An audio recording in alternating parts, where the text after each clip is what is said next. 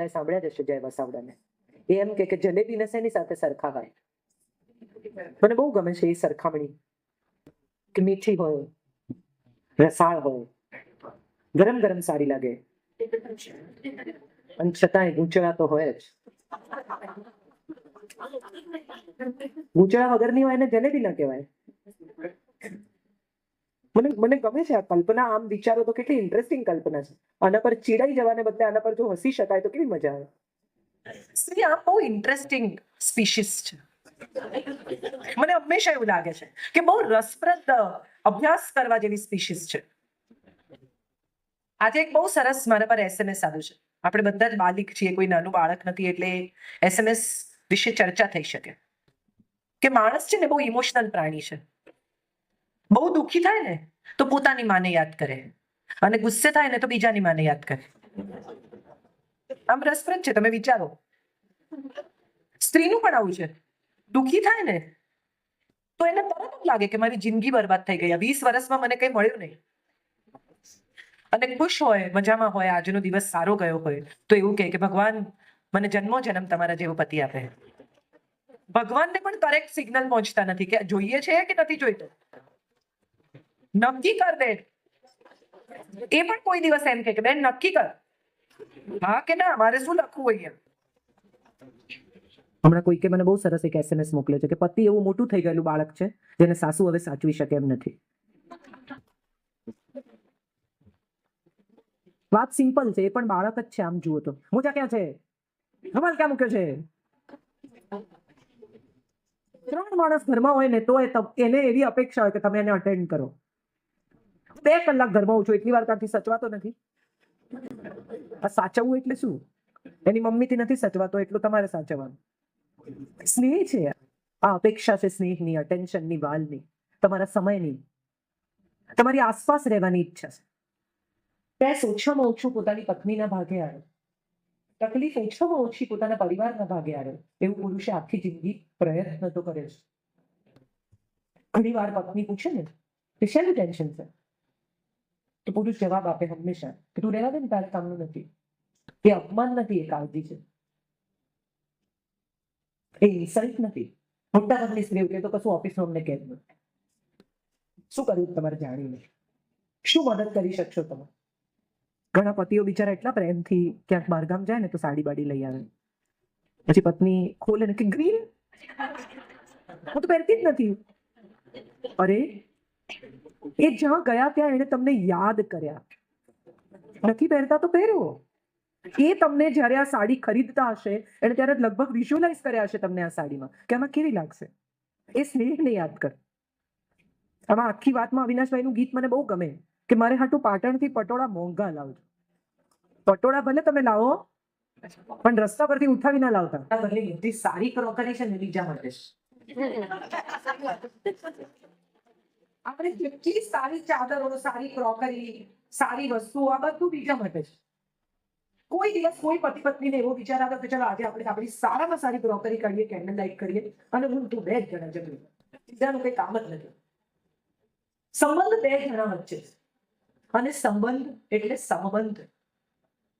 એક સરખા બ્રિજ પર, એક જ લેવલ પર 2 લોકો આવે એટલે સંબંધ કહેવાય.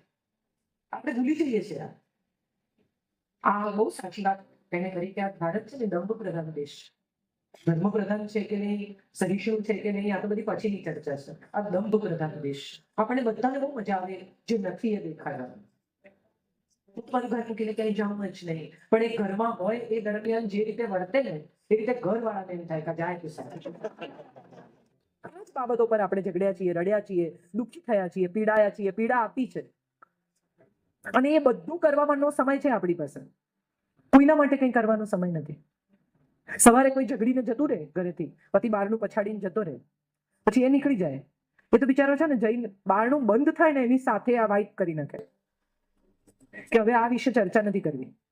હજી એ પગથિયા ઉતરે કે ગાડીનો સેલ મારે ને એ પેલા બેનપણી, મમ્મી, પડોસણ, બેન, સાંજ સુધીમાં 6 જણને ખબર હોય. એમાંથી જો વળી કોઈક વધારે દોડડાયું હોય તો પતિને ફોન કરે કે આવું શું કરતા હશો બિચારીને. પતિને ખરેખર ઘણી વાર એમ થાય કે બિચારો તો હું છું, મારો કોઈ પક્ષ લઈને તમને ફોન કરે જ કોઈ દાડો. હમણાં એક બહુ સરસ મેં ફેસબુક પર જોક વાંચ્યો, મને બહુ ગમ્યું કે એક સ્ત્રી આખી રાત ઘેર ના આવે ને અને એનો પતિ ફોન કરે એની 10 બેનપણીઓને, તો એની 10 બેનપણીઓ કે ના હો ભાઈ મારી સાથે નહોતો, મારી સાથે નહોતી. અને એક પુરુષ આખી રાત ઘેર ના આવે ને પત્ની એના 10 ભાઈબંધોને ફોન કરે ને તો બધા એમ કે મારી સાથે જ હતો. એને પછી પૂછે કે ભાઈ ક્યાં હતો એમ, એક વાર તો કહી જ દે મારી સાથે, હા આપણે સાથે રાત્રે આખી મજા કરી. પછી પૂછે કે ભાભીનો ફોન હતો, ક્યાં હતો ભાઈ તું? સ્ત્રીએ સ્ત્રીની સાથે રહેવાની બહુ જરૂર છે. કેડબરીઝની એક બહુ સરસ એડ આવે છે, આ નવી વ્યાખ્યા છે રિલેશનશિપની. સાસુઓના સંબંધો ખરાબ જ હોય એવું શું કામ? એક વહુ ઘેર આવીને સાસુની કાળજી ન લઈ શકે? એક વહુ ઘેર આવીને એમ ના કે મમ્મી વાળ કપાઈ નાખો, લુક ચેન્જ કરો, સ્માર્ટ લાગશે. એક વહુ ઘેર આવીને એવું ના કહી શકે કે આ સાડીમાં તમને ત્રાસ નથી થતો મમ્મી, એકાદ વાર પંજાબી ટ્રાય તો કરો, પહેલા મારું કરો, આપણે પછી સીવડાવીએ. એક વહુ સાસુનો જન્મદિવસ ના ઉજવી શકે જે આટલા વર્ષોથી કદી કોઈએ આ ઘરમાં પ્રથા પાડી જ નથી. એક વહુ સાસુને એવું ના કહી શકે કે હું બહુ જ ખરાબ રાંધું છું મમ્મી, બધા ના હોય ત્યારે પણ હું બનાવીશ, તમે બેસો, ભલે એક દાડો ખરાબ ખાવ પણ આરામ તો કરો, ચોપડી વાંચો, ટીવી જુઓ, તમને જે ગમે એ કરો, જાઓ ચાલવા જાઓ. આપણે આ નથી કરી શકતા. એક સાસુ કેમ પુત્ર વધુને એવું ન કહી શકે કે બેટા તને શું ગમે છે, ચલ આપણે આજે એ કરી. નહીં બગડી જાય, એને દાબમાં રાખવાથી જ એ સુધરી જશે એવું માનનારા તમામ પરિવારો બહુ જ મોટી ભૂલ કરે છે. કારણ કે સ્ત્રી તો છે ને જન્મી જ સ્વતંત્ર છે.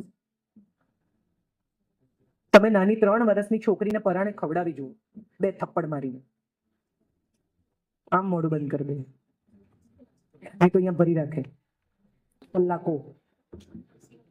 એક છોકરો રડી કકડીને પણ ખાઈ લે છે. સ્ત્રી પાસે જીદ એના બાળપણથી છે જ. એની પાસે લોકપ્રિયતા એની સમજણ આવે ને ત્યારથી જ છે. 11 વર્ષની છોકરીને ખબર હોય કે એને મોહલ્લામાં કોણ કોણ જુએ છે. એને લોકપ્રિયતા માટે કાંઈ કરવાનું નથી, એને ખબર જ છે. આ બધાની સાથે સ્ત્રી પાસે એક આગવી સમજ છે જેના દરવાજા એને ધીમે ધીમે બંધ કરી દીધા છે. ચપ્પલ કાઢે ને પતિ ત્યારથી પત્નીને ખબર હોય કે આ મિજાજ શું છે. છોકરાઓને કહી દે કે આજે રહેવા દેજો, નથી મજા આજે, આપણે કાલે વાત કરશું, પિકનિક નું કરાવી દઈશ પણ આજે રહેવા દે. ક્યાંથી આવે છે આ સમજ? આ 6th સેન્સ છે અને આ ઈશ્વરે ગિફ્ટ આપી છે, પણ એનો ઉપયોગ આપણે કરતા નથી. એ આવડતનો ઉપયોગ આપણે કરતા નથી. મલ્ટીટાસ્કિંગ તો દરેક સ્ત્રીને બાળપણથી મળ્યું છે. આમ ફોન રાખીને રોટલી વણતી હોય, વળી બારણું ખોલી આવે, વળી રૂમાલ આપી આવે, વળી કોકના ડબ્બા ભરે, અને ફોન આમ ચાલુ હોય, કઈ એમાં વાંધો નહીં. અને આ બધું એટલી કુશળતાથી કરે. તમે એક પુરુષને 3 કામ એક સામટા સોંપો, ઇલેક્ટ્રિસિટીનું બિલ ભરવાનું, ટમેટા લાવવાના, અને આવતા આવતા મારી મમ્મીને ત્યાં મારી સાડી મૂકી છે લેતા આવજો. એ બિલ ભરવા જાય ત્યારે એમ કહે કે ટમેટા શું ભાવ? એને નથી આવડતું માટે એને સ્નેહ કરો. એને નથી આવડતું માટે એને કન્ડેમ કરવાની જરૂર નથી. એ તો કશું કરતા જ નથી. એ જે કરે છે તમે નથી કરી શકતા. એ પરિવારની રક્ષા કરે છે, પરિવારને પ્રોટેક્ટ કરે છે. તમારા ઘરમાં કોઈ માણસ ઘૂસી આવે તો કેવા એની પાછળ જતા રહો? જ્યારે જાઓ છો તમે પાછળ રહો, હું લડીશ. બલ્બ જાય તો કેવું ઇલેક્ટ્રિસિટીનો કા બલ્બ નાખવાનું છે યાર, ત્યારે કેવી એના ઉપર ડિપેન્ડ કરો છો. આ પરસ્પર સ્નેહના સંબંધો છે, આ પરસ્પર સહજીવન એને દાંપત્ય કહેવાય. અને પરસ્પર સહજીવનમાં ક્યાંય કોઈ મોટું નથી, ક્યાંય કોઈ નાનું નથી. અગત્યનું એ છે કે તમારે તમારું કામ કરવાનું છે, અને તમારું કામ એ માત્ર અર્થોપાર્જન નથી. સમાજ સેવામાં ક્યાંક કશુંક બહુ જ ઇમ્પોર્ટન્ટ છે જે સ્ત્રી જ કરી શકે એમ છે. કારણ કે સ્ત્રી પાસે જ કરુણા છે, એની પાસે જ રુજુતા છે, એની પાસે જ મમતા છે, એની પાસે જ સ્નેહ છે, એની પાસે જ મલ્ટીટાસ્કિંગ છે, એની પાસે જે આવડત છે કે જે બીજા કોઈ પાસે નથી. આ કામ શું છે એ શોધી કાઢો. કારણ કે તમને ગમતું કામ કરશો ને તો થાક નહીં લાગે. કશું કેવું કે જે કરવાની તમને મજા જ પડે છે, કશું કેવું કે જે કરવાથી તમને ક્રિએટિવિટીનો આનંદ આવે છે. અને બીજી બહુ જ મહત્વની વાત જે મેં વારંવાર કહી છે અને ફરી એકવાર કહું છું કે દુનિયાનો કોઈ બદલાવ મફત નથી આવતો.